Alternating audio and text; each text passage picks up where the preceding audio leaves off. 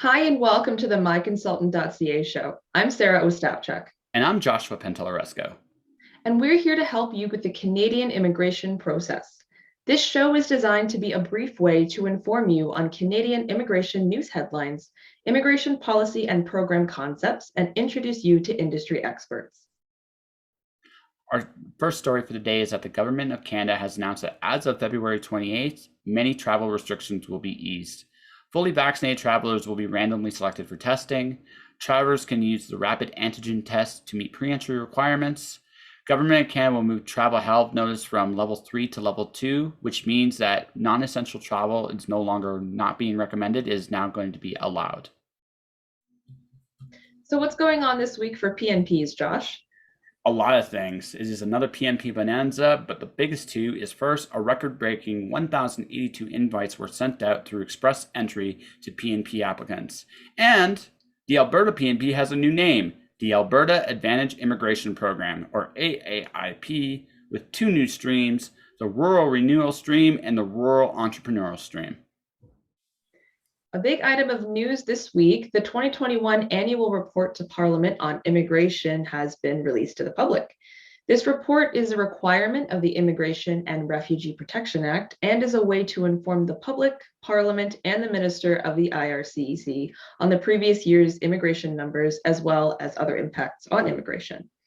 So these numbers are from 2020. So as expected, these numbers are much lower than previous years, with the economic class down 46% from 2019. And this is one of our biggest sources of immigration.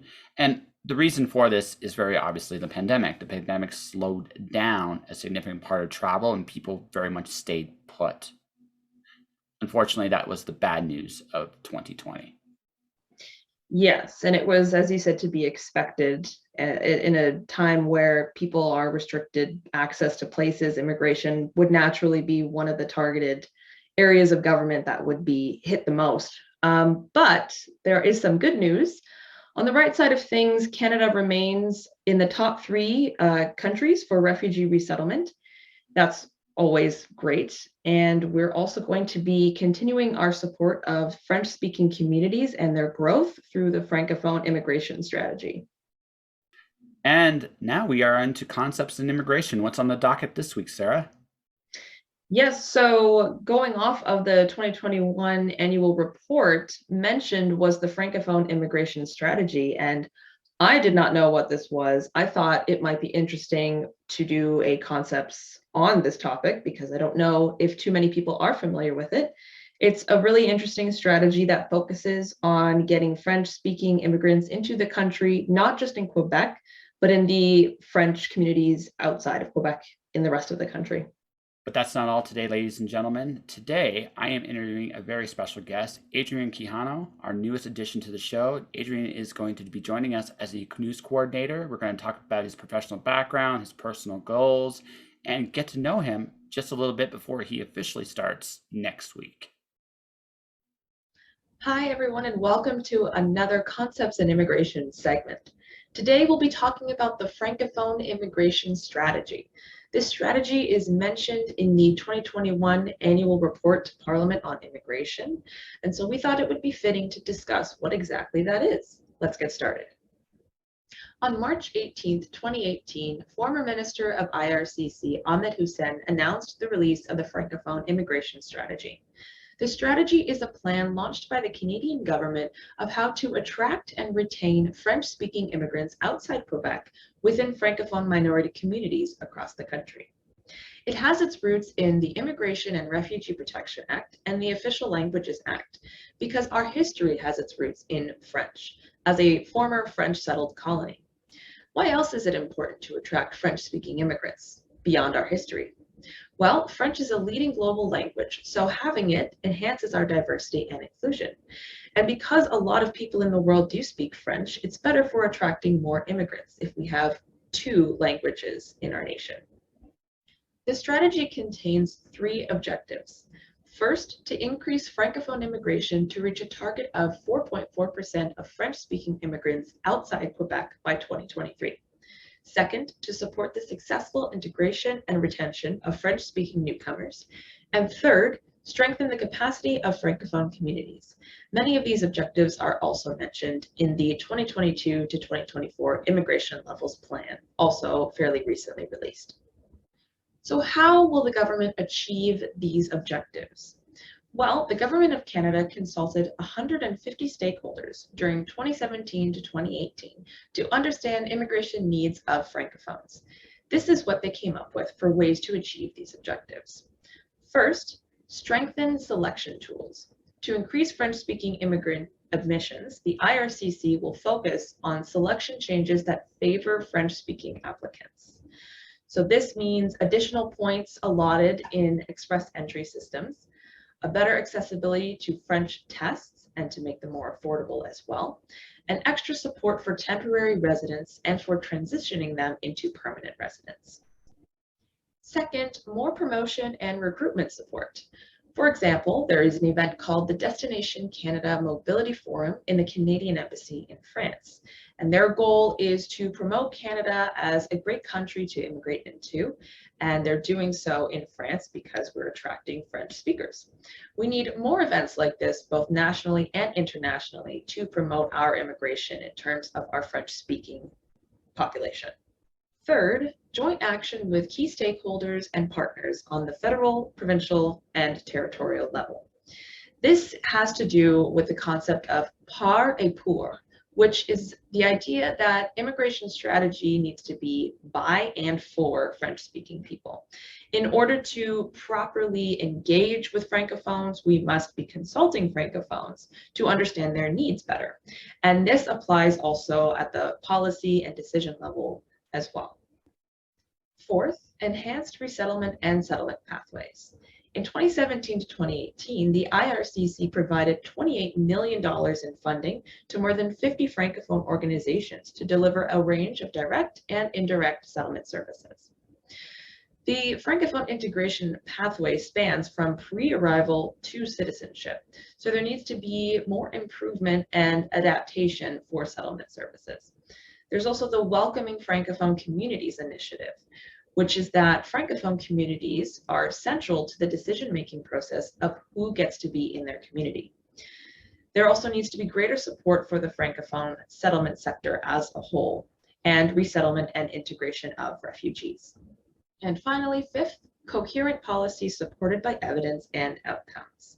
The IRCC will work to improve their collection of official language data for temporary residents. Launched in 2018, it is an ongoing project that the government continues to work towards. And it is a great example of how we value other cultures and our historical roots in Canada. Thanks for joining me for this Concepts in Immigration segment. And now let's go to Josh for an exciting interview with our brand new news coordinator, Adrian Quijano. Ladies and gentlemen, joining us now as part of the CAPIC team, MyConsultant.ca Show, is the one and only Adrian Quijano. How you doing? Good. I'm doing well. How are you? Pretty good. You kind of started filming with us today. I did. Yes. How was it? It was good. It was fun. Yeah. Yeah. You got to boss us around. Kind of boss you around, but also kind of just be a fly on the wall and learn. Yeah. Well, it's a good way to break someone into a show because, again, you've performed though, right? You've done some different things that indicates to me like you definitely understand the show business end of things. Yes. Yes, I have. I've had quite a bit of history with performing and hosting. This is the first time I've pursued it actually like professionally, but which is really exciting, I would say, for me. Oh yeah. So on a personal note, like obviously you're on the show and you're doing what is essentially an education show. Yeah. Which it does have news, it does have features, but I mean, you're going to be teaching people about immigration. So was it for you the fascination with looking at differences, going back to what you're saying there, right? Like you are informing different people across the world what it actually means to be Canadian, or how to come to Canada at the very least, and how to use immigration consultants to do this. Does it feel like it just aligned kind of perfectly with you? Yeah, I mean, ever since I was a little kid, I've been interested in what I have now been told is called EDI, which is equity, diversity, and inclusion. It's like a growing sector now, but it essentially is like, social justice stuff, like teaching people about like immigration, about racial justice and equity and all that. And, I think that what part of what interested me about this position was being able to teach folks about immigration because I'm a child of immigrants. I was born in Toronto, but my parents moved to Canada in '96. And, I grew up learning about immigration through them because they shared with me their experience of, oh, this is what it was like when we moved to Toronto. And this is what we had to do after that. And, I've learned about it through them, but I've never like learned about immigration in a, brick and mortar scholarly way, As a news coordinator for MyConsultant.ca, what are your goals? Well, I think my goal is to, learn with the audience and, explain things that are happening like news, inform people about what it's like to move to Canada, what it's like to be an immigrant here, what you have to do. And also, learn with them, like learn with the audience, because obviously you and Sarah know a lot more than I do about the immigration process at this point because I just started like a week ago. And, um, I feel like there's a lot for me to learn, even though I know a pretty good foundation of what it's like because I grew up around those stories. Um, I just, want us to learn. I really like to learn, so I just want to learn and help educate people about immigration alongside that. Fair enough. Good luck. Yeah. I think you'll do a wonderful job here. Okay. What do you want to say to the audience now that you're here? Ooh. Hello. My name is Adrian. I am the new co-host for MyConsultant.ca, and I'm really excited to learn and grow with the audience, and yeah, have fun. I don't know, but be serious, obviously too, but also. And that, ladies and gentlemen, is Adrian Quijano. I am looking forward to working with this individual. He's going to be a blast. The things I couldn't air. Oh my gosh. But anyways, guys, back to you to wrap it up. Adrian, it's so nice to have you aboard. Thank you for having me. Yeah, how are you liking it so far? It's great. I've learned a lot about content creation and working with the Capic team, so I'm really excited. On that note, though, although unofficially, folks, Adrian was our director for this episode. So how did we do? How did we do? You did great. As a person who has directed half of a show now, I think you guys did great. There were some notes, but you listened to me, so it was fine. That's right. It was the hideous beatings. I was afraid of the hideous beatings. So. Yeah.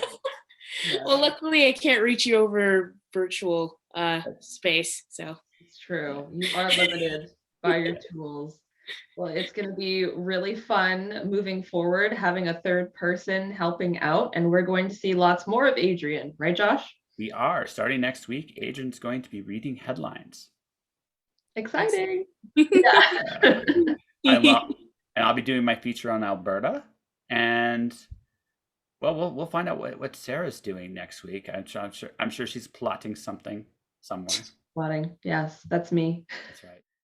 And that will do it for today's episode, ladies and gentlemen. For more information about the topics covered in the show, please visit MyConsultant.ca, where you can explore up-to-date news on important issues, read in-depth articles explaining immigration and citizenship, and seek answers to your most pressing questions from a vibrant community of authorized immigration and citizenship consultants. For more information, also check out the Capic LinkedIn page. Until next time, everybody, I'm Joshua Pantellaresco. And I'm Sarah Ostapchuk. Aiding and assisting you to come to Canada. We'll see you next week.